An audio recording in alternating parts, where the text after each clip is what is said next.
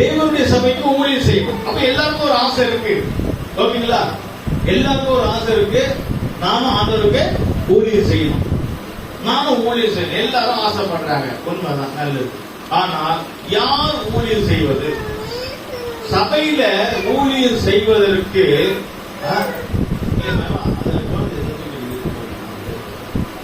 கொஞ்ச நாள் முடிச்சாலும் யூடியூப்ல போயிட்டு எத்தனை பேருக்கு ஆசை இருக்கு ஊழியம் செய்ய? அல்லேலூயா. நானும் பாட்டு பாடணும், நானும் அதை பண்ணணும், நானும் இது பண்ணணும், நானும் இது பண்ணணும், எல்லாம் நல்லது. ஆனா ஊழியம் செய்யறதுக்கு ஒரு தகுதி வேணும். தகுதி இல்லாம ஒரு ஆண்டவருடைய ஊழியத்தை நம்ம செய்யக்கூடாது. கர்த்தருக்கு ஸ்தோத்திரம். ஒரு தகுதி, 3 விதமான தகுதி. சபையில ஊழியம் செய்கிறவங்களுக்கு 3 விதமான தகுதி வேணும். நிறைய இருக்கு, நான் 3 தான் சொல்றேன். சபையில ஊழியம் செய்யணும்னா ஒரு தகுதி வேணும், 3. கர்த்தருக்கு ஸ்தோத்திரம்.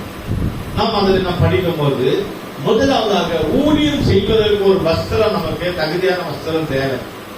ஃபர்ஸ்ட் பாயிண்ட், யாத்திராகமம் புத்தகம் 40ஆம் அதிகாரம் 13ஆம் வசனத்துல ஆரோனுக்கு பரிசுத்த வஸ்திரத்தை உடுத்தி, ஆரோன் ஊழியம் செய்வதற்காக அவனை அபிஷேகம் பண்ணி கொண்டு வராங்க.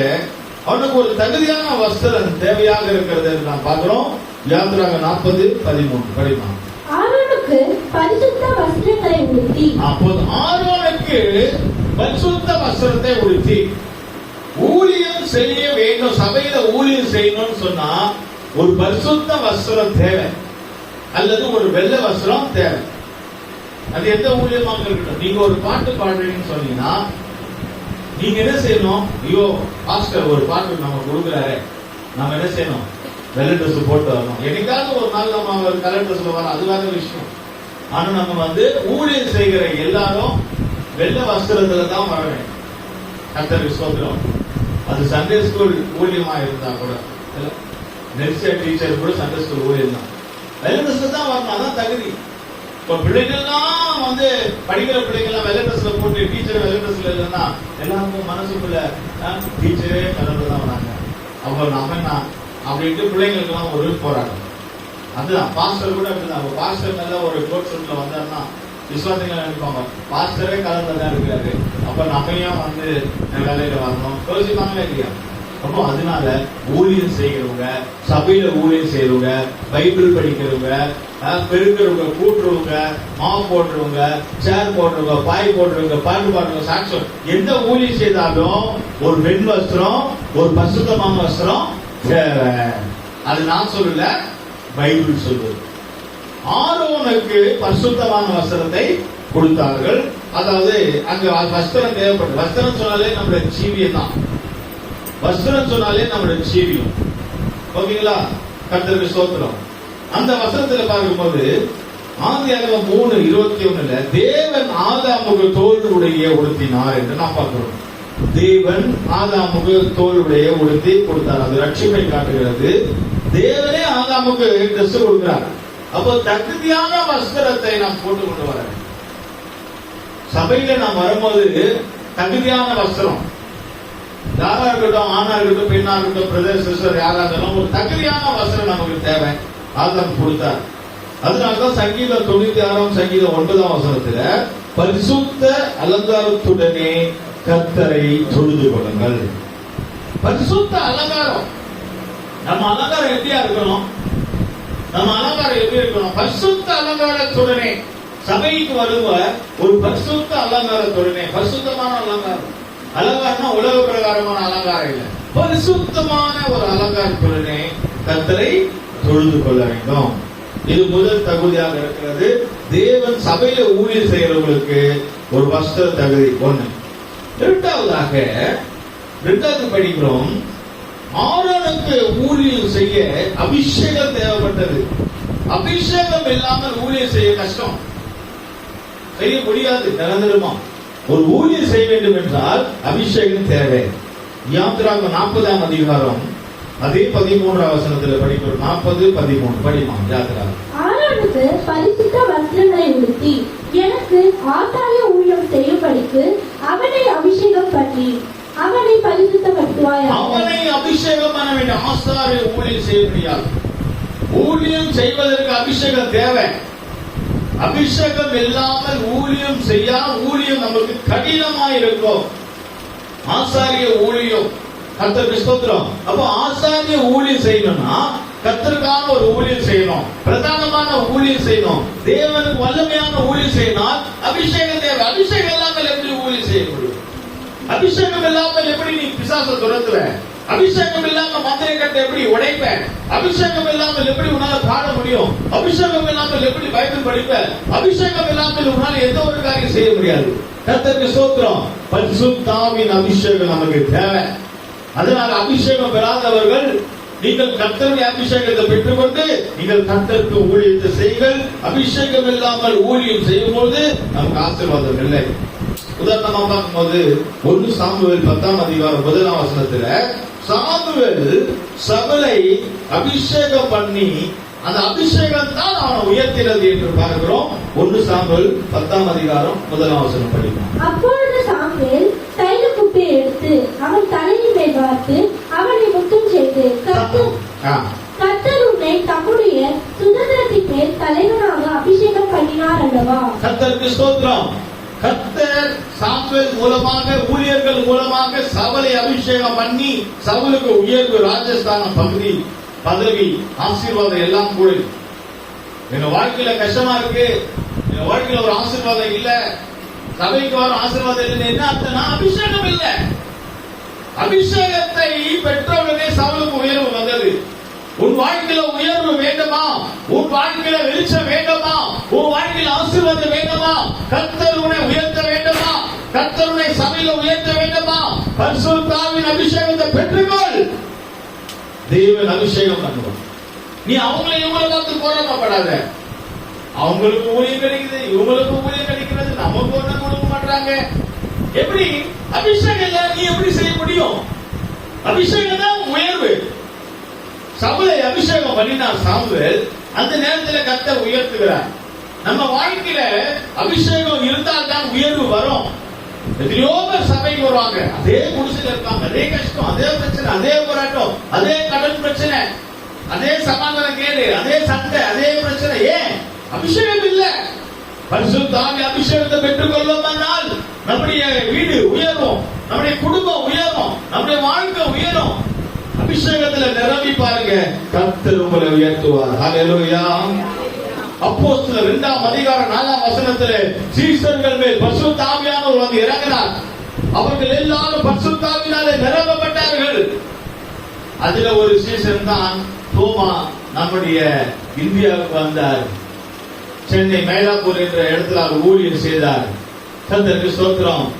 தன்னுடைய வாழ்க்கை ஜீவனை ஆண்டவருக்காக ஒப்பு கொடுத்தார் என்று பார்க்கிறோம். அதனாலதான் நாம எல்லாம் இன்றைக்கு சபை வச்சிருக்கிறோம், விசுவாசிகளாக இருக்கிறோம்.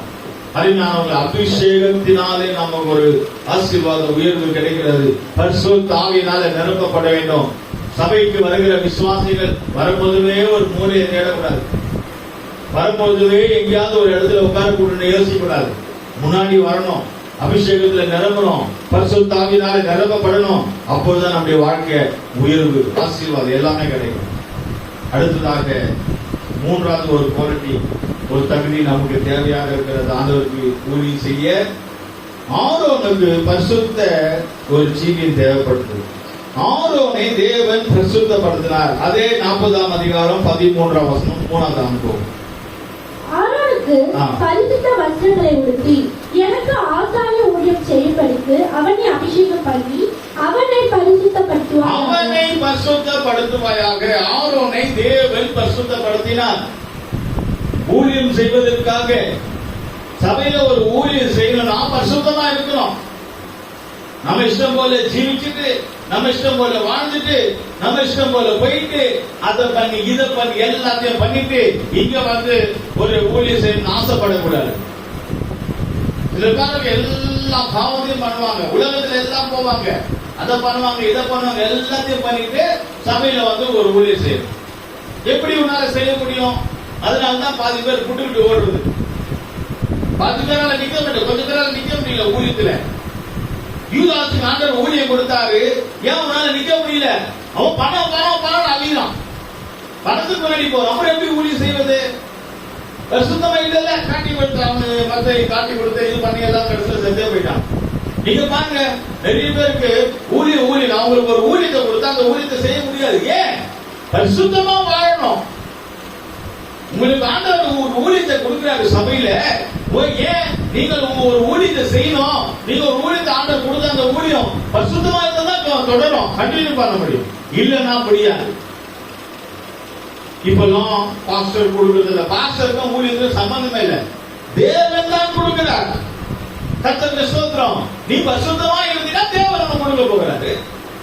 பரிசுத்தமான வாழ்க்கை நமக்கு இல்ல, பரிசுத்தம் இல்லைன்னு சொன்னா எப்படி நம்ம ஊழியத்தை செய்ய முடியும்? கர்த்தருக்கு ஸ்தோத்திரம். சபையில ஒரு ஊழியம் செய்ய வேண்டும் என்று சொன்னால் ஆண்டவருக்கு பரிசுத்தமாய் நம்ம வாழ வேண்டும், ஜீவிக்க வேண்டும். அதான் பேதுருக்கு நம்ம படிக்கிறோம். 1 பேதுரு 1 15-16 வசனத்துல, நான் பரிசுத்தர் நீங்களும் பரிசுத்தராயிருங்கள். 1 பேதுரு 1 15-16 நான் சொல்றாரு, நான் பரிசுத்தராய் இருக்கிறது போல நீங்களும் பரிசுத்தராயிருங்கள். சபைக்கு வந்து பரிசுத்தமா ஜீவிச்சாதான் சபையில ஆண்டவர் ஊழியம் கொடுப்பார். பாஸ்டர் அல்ல, ஆண்டவர் கொடுப்பார். பரிசுத்த வாழ்க்கையில இல்ல, நீ சனிக்கிழமை இரவெல்லாம் டிவி பார்த்துட்டு, சனிக்கிழமை இரவெல்லாம் சீரியல் பார்த்துட்டு, ஞாயிற்றுக்கிழமை வந்து இங்க மைக்கு பிடிச்சி ஒரு பாட்டு பாடணும், இங்க வந்து ஆண்டவருக்கு ஒரு சாட்சி சொல்லணும், உன்னால முடியாது. ஏன் உன்னால சாட்சி சொல்ல முடியல? ஏன் உன்னால அந்த ஊழியம் செய்ய முடியல? ஏன் உன்னால நேரத்தோட வர முடியல? ஏன் உன்னால ஆண்டவருக்கு உண்மையா இல்ல? உன்னால ஏன் எந்த ஒரு காரியத்தை உன்னால செய்ய முடியல? ஏன் சொன்னா உன் வாழ்க்கையில பரிசுத்தம் இல்ல, அதனால ஆண்டவருக்காக உன்னால ஜீவிக்க முடியல. ஆதாமுக்கு பரிசுத்தம் இல்லாதனால ஓடுறானே, ஏதேன் தோட்டத்தை விட்டு ஓடுறான், சபை விட்டு ஓடுறான். ஆண்டவர் கூப்பிடுற, ராஜாவே நீ எங்க இருக்கிறாய்? அவன் தோட்டத்தை விட்டு ஓடுறான். ஐயோ நான் தப்பு பண்ணிட்டேன், நான் பாவம் பண்ணிட்டேன். அப்புறம் அர்த்தம், பாவம் செய்தவர்கள் தோட்டத்தில் இருக்க முடியாது, பாவம் செய்கிறவர்கள் சபைக்கு வர முடியாது. பாஸ்டர் கூப்பிடலாம், வரல எங்க ரோட்ல மத்தியாமா சபைக்கு வாங்க. பாஸ்டர் கூப்பிட, பாஸ்டருக்கு தெரியாது நீங்க என்ன பண்றீங்க, பாஸ்டருக்கு தெரியாது நீங்க என்ன பண்றீங்க, எங்க போறாங்க, எங்க வராங்க, என்ன செய்யறாங்க, பாஸ்டருக்கு தெரியாது. அவரு ஏன் வராங்களேன்னு கேட்பாரு. இவங்களுக்கு சொல்ல தெரியாது, என்ன பதில் சொல்றனே தெரியாது. அதனால என்ன பண்ணுவோம், ஐயோ பாஸ்டர் இங்க வராரு, அந்த பக்கம் ஓடுது, ஐயோ பாஸ்டர் இந்த பக்கம் வராரு, இந்த பக்கம் ஓடுறாங்க. ஏன் தெரியுமா? ஆதாம் அப்படிதான் ஓடுனான். ஐயோ ஆண்டவர் கூப்பிடுறாரு, இங்க ஓடுறான், அங்க ஓடுறான், மரத்துக்கு வேண்டி ஓடுறான், மறைஞ்சு ஓடுறான். ஏன் விஷயம்னா அவன் பரிசுத்தம் அவனை விட்டு போச்சு. உன் வாழ்க்கையில உன் பரிசுத்தம் போயிட்டா, நீ பரிசுத்தமா ஜீவிக்க முடியலன்னா நீ ஆண்டவருடைய ஊழியத்தை நீ தொடங்க முடியாது. சில சொல்லுவாங்க தெரியுமா, நான் ஃபர்ஸ்ட்ல நல்லா கரெக்டா வருவேன், நான் ஃபர்ஸ்ட்ல நல்லா ஊழியம் பண்ணுவேன், நான் ஃபர்ஸ்ட் நல்லா சாட்சி சொல்வேன், நான் ஃபர்ஸ்ட் பாட்டெல்லாம் பாடுவேன், பைபிளும் ஃபர்ஸ்ட். இப்போ நீ ஃபர்ஸ்ட் பரிசுத்தமா இருந்த, நீ எல்லாம் செய்த. இப்ப உன்னால பரிசுத்தமா இல்ல, உனக்குள்ள பரிசுத்தம் இல்ல, உன்னால செய்ய முடியல. ஆதாம் தேவனுக்கு முன்னால் நிற்க முடியலையே. கர்த்தருக்கு ஸ்தோத்திரம். பரிசுத்தம் இல்லாவிட்டால் தேவனுக்கு முன்பாக இல்ல, சபையில கூட அவன் நிற்க முடியாது. ஊழியக்கார முகத்தை பார்க்க முடியாது, ஊழியக்கார முகத்தை பார்க்க முடியாது. பேய் குடிச்சுகளை பார்த்திருக்கிறீங்களா? ஒரு வாரம் பேய் ஓட்டணும், அந்த பேய் எல்லாரையும் பார்த்து கதை பேசுது. அப்ப அந்த பேயை பார்த்து நாங்க பார்க்கறோம், அந்த பேய் பார்க்கவே இல்லை, என் முகத்தை பார்க்கல. அப்ப என்ன, பேய் குடிச்சா அது முகத்தை பார்க்க முடியாது, ஊழியக்கார முகத்தை, ஆண்டவருடைய முகத்தை, ஊழியக்கார முகத்தை பார்க்க முடியாது. கர்த்தருக்கு ஸ்தோத்திரம். அப்ப ஊழியக்கார முகத்தை உன்னால பார்க்க முடியல, ஊழியக்காரருக்கு முன்னாடி உன்னால நிக்க முடியல, சபையில வந்து உன்னால நிக்க முடியலன்னா உனக்கு பரிசுத்தம் இல்லைன்னா அர்த்தம். அதான் ஓடுறான், வந்து ஓடுறான். ஏன்னா நாம் பாவம் செய்தது, பாவம் செய்தவர்கள் சபையில நிக்க முடியாது. ஆனால் அந்த பாவத்தை சபையில வந்து அறிக்கை செய்கிறவர்கள் தான் இலக்கத்தை பெறுவார்கள் என்று வேதத்தில் படிக்கிறோம். குறை இல்லாத ஒண்ணு இல்ல, குறை இருக்கும். ஆனா அந்த குறையை சனிக்கிழமை நேரத்துல வந்து சுத்திகரிக்கிறோமா? சனிக்கிழமை லீவ் இல்ல, ஸ்கூல் லீவ் இல்ல, சொல்லுங்க, ஊர் கதை பேசுறோமா இல்லையா? நல்ல கதை பேசுறதா உட்கார்ந்து எல்லா கதையும் பேசுறோம். என்றைக்காவது ஒரு இயேசு கதையை பத்தி பேசிருக்கீங்களா? இயேசு சிலுவையில் அறியப்பட்ட கதையை பேசுறீங்களா? இயேசு பரிசுத்தமா இருந்தாரு, அந்த கதை பேசிருக்கீங்களா? அவன் கதை, இவன் கதை, எவ்வளவு அங்க போனா, அவன் அவளோட போனா, இவன் இவளோட போனா, எல்லா கதையும் பேசுறோம். நிறைய பேர் நல்லா இன்ட்ரெஸ்டா பேசுவாங்க. பத்தி கதை வயசான கிளைமார்கள் கூட நல்லா கதை பேசுவாங்க. ஒரு ஜபத்துக்கு வா, ஒரு ஜபம் நம்மளால முடியாதுப்பா. ஏன் முடியாது? கை கால் தான் இல்ல, வாயில உனக்கு. வாயில நல்லா சோத்திரம் பண்ணு, வாயில நல்லா சோத்திரம் பண்ணு. சோத்திரம் வரமாட்டேங்குது வாயில. அப்ப எத்தம் உனக்கு எல்லாம் கதையும் பேச தெரியுதுல, ஏன் உன்னால ஜெபிக்க முடியல? அப்ப நீங்க நினைச்சு பாருங்க, வயசானாலும் பரிசுத்தம் இல்ல, அதான் அர்த்தம். அதான் ஓடுறான் பாருங்க, மஞ்சு மஞ்சு ஓடுறான் பாருங்க. கர்த்தருக்கு ஸ்தோத்திரம். சிலர் பாருங்க, ஐயோ பாஸ்டர் ஏன் ஓடுறீங்க? நான் போன வாரம் வரலையா? அவரு நல்லா திட்டுவாரு. போன வாரம் வரலன்னா அவரு திட்டுவாரு, போடு பாஸ்டர் வெளியே போடு. வரலன்னா என்ன, நேரம் வந்து ஐயா சோத்திரம் பாஸ்டர் சோத்திரம், ஏமா வரல, எனக்கு உடம்பு தெரியலன்னா முடிஞ்சிருக்காது, அவ்வளவுதான். அவ்வளவுதான் முடிஞ்சிச்சு. நீ ஏன் ஓடுற? அதான் ஓடுறான். ஓடி என்ன பண்ண தெரியுமா? ஏப்பா ஓடுற, ஏன் பாவம் செஞ்ச, ஏன் தப்பு பண்ணுனா ஒரு டாப்பாரு மனைவி மேல. ஏவாள் கொடுத்த நீ தந்த ஸ்திரீ தான் என்ன பண்ணிட்டா? சரி கூடுவோம், வைக்க கூடு, மனைவி கூடு. ஏமா இந்த மாதிரி பண்ண, அவ பண்ண, அவ அதுக்கு மேல உஷா, புருஷனே இப்படி இருந்தா மனைவி எப்படி இருப்பா? நீ நல்லா பண்ண. ஜாதிகத்தை முடி, முடிக்கிறத ஜாதி. ஜாதிகத்தை மூடி, மூடிக்கிறது ரெண்டு பேரும் பாத்தீங்கன்னா நல்லதனம் பண்ணதுல, ஏமாத்துறதுல, பொய் பேசுறதுல, சில நேரத்துல புருஷன் முன்னாடி ஒன்னா சேர்ந்துப்பாங்க. பணம் வந்தோடனே புருஷன் முன்னாடி ஒன்னா சேர்ந்து பாத்துருக்கீங்களா? பணம் வந்தோடனே ஒன்னாயிடுவாங்க. பணம் வேற ஆயிடுச்சுன்னா சண்டையாயிடும். மாசம் கட்டத்துல சண்டையாயிடுவாங்க, மாசம் பாஸ்ல ஒன்னாயிடுவாங்க. அந்த காலத்துல. இப்ப அப்படி கிடையாது. இப்ப மாசம் சம்பளம் எங்க எல்லாருக்கும் இல்லையா? மாசம் சம்பளம் வரதுக்கு முன்னாடி கடன் கொடுக்கறதுக்கு போயிட்டாரு. அப்ப அதோட அர்த்தம் என்னவென்று சொன்னால், நீங்கள் பாருங்க, ஆதாம் சொல்றான் ஏவாள் தான் எனக்கு எடுத்தா. ஏவாளை கேட்டால் அந்த சர்வம் தான் எனக்கு எடுத்தது. மாத்தி மாத்தி போட்டுட்டு உண்மை சொல்றாங்களா பாருங்க. ஏமா சபைக்கு வரலன்னா எனக்கு உடம்பு முடியல, என்னால வர மாதிரி சொல்லிட்டு போயேன். ஐயோ பாஸ்டர் திட்டுவாரு, பாஸ்டர் அது பண்ணாரு, அவரை பார்க்க வேண்டாம், அவரை மறைக்க வேண்டாம். அப்புறம் 2வது வாரம் வரலன்னா 3வது வாரத்துல அவரு எங்களை விசாரிக்கவே இல்லை, அவரு எங்களை விசாரிக்கவே இல்லை. போட அதிகம் பாஸ்டர் வெளியே போடு, அதிகம் போடு, பாஸ்டர் வெளியே போடு. இப்படிதான் ஆதாம் போட்டா. நீ தந்த ஸ்திரீ தான்பா. நான் கல்யாணம் ஆகாம நல்லா தான் இருந்தேன் ஜாலியா. நீ தானே என்ன கல்யாணம் பண்ணி வச்ச, நீ தானே அந்த ஸ்திரீயை கொடுத்த. அதனாலதான் எனக்கு ரியாக்ஷன் யார் மேல? பாவன் பார்த்து கொடுத்தா அந்த தேவன் மேலேயே தப்ப பாட்டு. மனுஷர்கள் நாங்க தப்புனா தப்பு ஒத்துக்கணும், ஆண்டவர்கிட்ட ஒத்துக்கணும். ஆண்டவரே நான் பாவிதான், நான் தப்பு பண்ண மன்னிச்சிடலாம், என்ன சுத்திகரி. பாவத்தை அறிக்கை செய்கிறவன் தான் வாழ்வழிய பண்ண இறக்கத்தை பெறுவான். நீ ஒரு சனிக்கிழமை வருது இல்ல, சுத்திகரி போறது இல்ல, ஒரு வெள்ளிக்கிழமை வருது இல்ல, ஒரு ஜெபிக்கிறது இல்ல, எதுவுமே பண்றது இல்ல, எந்த ஒரு காரியம் செய்யறது இல்ல, எதுவுமே செய்யாம எப்படி ஆண்டவர் சபையில உயர்த்துவார்? நீ காலம் முழுவதும் சாகிற வரைக்கும் சபையில எங்கேயாவது ஒரு மூலையில தான் இருக்கணும் ஒழிய சபையில உன்னால முன்னாடி நிக்க முடியாது. ஏன் நிக்க முடியாதுன்னா நீ பரிசுத்தமா வாழலதான் அர்த்தம். இது சபைக்கும் உனக்கு சம்பந்தம் இல்ல. அந்த விசுவாசி நிக்கிறாங்க, எந்த விசுவாசி நிக்கிறாங்க, பாஸ்டர் இவங்களை படி அவங்க, அதெல்லாம் விஷயம் கிடையாது. உன்னால பரிசுத்தமா வாழ முடியல, உன்னால பரிசுத்தமா இருக்க முடியல, நீ பாவம் செய்துட்டா இருக்கிற, தொடர்ச்சியா செய்யற, அதனாலதான் உன்னால நிக்க முடியல, அதனாலதான் ஓடுற. மனிதன் இதுதான் சக்தி, வேற இல்ல. ஆனா அதே நேரத்துல நம்முடைய பாவங்களை ஒத்துக்கணும். ஆண்டவரே என் பாவத்தை மன்னித்து, நான் செய்யறது உண்மைதான், நான் பேசுறது உண்மைதான், சண்டை போடுறது உண்மைதான், கெட்ட வார்த்தை அசிங்கமா பேசுறது உண்மைதான், என்னை மன்னிச்சிட ஆண்டவரே என்று சொல்லுவோம்னா விழுந்து போன தாவீதின் கூடாரத்தை ஆண்டவர் மீண்டும் தூக்கி எடுப்பாராக. அல்லேலூயா. எப்படிப்பட்டவங்களுக்காக ஆண்டவர் வரான்னு தெரியுமா? சும்மா சபையில வரவங்களுக்காக இல்ல, எப்படிப்பட்டவங்களுக்காக? பரிசுத்தமா இருக்கிறவங்களுக்காக ஆண்டவர் வராரு என்று சொல்லப்பட்டிருக்கு. கடைசியாக 1 தெசலோனிக்கேயர் 5ஆம் அதிகாரம் 23ஆம் வசனத்தில், தேவன் உங்களை முற்றிலும் பரிசுத்தமாக்கி சமாதானத்தில் தேவன் தாமே சீக்கிரம் வரப்போகிறார் என்று நான் சொல்லப்படுகிறது. ஆண்டவர் நாம மகிமைப்படுவதாக. சமாதானத்தில் தேவன் சீக்கிரமாக வரப்போகிறார். அவர் என்ன செய்ய வரும்பொழுது உங்களை முற்றிலும் பரிசுத்தமாக்குவாராக. கர்த்தர் பரிசுத்தமாக ஆக்க போகிறார்.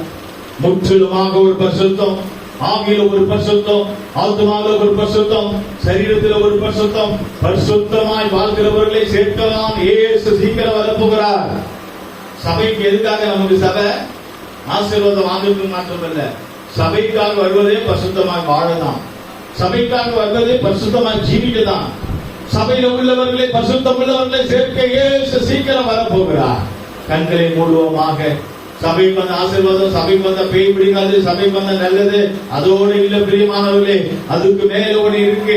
மனவாட்டி சபையை சேர்க்கும்படியாய் இயேசு சீக்கிரம் வருகிறார். அவர் வரும்போது ஆவி ஆத்மா சரீரம் முற்றிலும் பரிசுத்தமாக இருக்க வேண்டும். கரை திரை பிழையற்ற மகிமுறை சபையை சேர்க்கும்படியாய் இயேசு சீக்கிரம் வருகிறார். நாம் ஆவியில பரிசுத்தமாகவுமாக, சரீரத்தில் பரிசுத்த, ஆத்மாவில் பரிசுத்த ஒப்பு கொடுப்போமாக. ஆண்டவரே கழுவமா. சபையில ஒரு ஊழியம் செய்ய வேண்டும் என்றால் பரிசுத்த வஸ்திரம் நமக்கு தேவை. சபையில ஊழியம் செய்ய வேண்டும் என்றால் அபிஷேகம், பரிசுத்த அபிஷேகம் தேவை. சபையில ஊழியம் செய்ய வேண்டும் என்றால் தனிப்பட்ட ஜீவித்தில் ஒரு பரிசுத்தம் தேவை. இந்த 3 குவாலிட்டி, இந்த 3 அனுபவம் இருந்தால் ஆண்டவருடைய சபையில கர்த்தருக்காக நாம் ஊழியத்தை செய்ய முடியும். பிரியமானவர்களே, கர்த்தருக்காக ஊழியம் செய்கிறவர்களை அவர் ஆசீர்வதிக்கும்படியாக சீக்கிரம் வரப்போகிறார். சபையை சேர்க்கும்படியாக சீக்கிரம் வரப்போகிறார். இயேசு இதோ சீக்கிரம் வருகிறேன் என்று சொல்கிறார். அவருடைய வருகைக்காக நாம் காத்துக் கொண்டிருப்போமாக. சபையை சேர்க்கபடி ஆகி அவர் வந்து கொண்டிருக்கிறார். அவர் வருகிறார். அருமையானவர்களே, நாம் சீக்கிரமாக வருவேன் என்று சொல்லுகிறார். தமக்காக காத்துக் கொண்டிருக்கிற சபையை சேர்க்கபடியாய், பரிசுத்தமான சபையை சேர்க்கபடியாய் நாம் ஆயத்தப்படுவோமாக. ஒரு பரிசுத்த வஸ்திரம் நமக்கு தேவை. பிரியமானவர்களே, சபையிலே நிற்க வேண்டும் என்று சொன்னால் பரிசுத்த வஸ்திரம் தேவை. ஒரு அபிஷேகம் நமக்கு தேவை. அபிஷேகம் இல்லாமல் எந்த ஊழியத்தை செய்ய முடியாது. இந்த சபையில் இருக்கிற ஊழியத்தை செய்ய வேண்டும் என்று சொன்னால் பரிசுத்த ஆவி அபிஷேகம் தேவை. 3வது பரிசுத்தமான ஒரு வாழ்க்கை தேவை. பரிசுத்தமான ஒரு ஜீவியம் தேவை. அப்பதான் நம்ம வாழ்க்கையில் ஒரு முன்னேற்றங்கள் உண்டாகும். கர்த்தருக்கு ஸ்தோத்திரம். நம்முடைய நிலவரம் என்னவாக இருக்கிறது? ஒரு ஆசீர்வாதங்களை பெற்றுக் கொள்வோமாக. எல்லோரும் நம்ம எழுதி நிற்போமாக. கர்த்தருடைய சமூகத்தில் ஒரு அபிஷேகம் தேவை, ஒரு வல்லமை தேவை.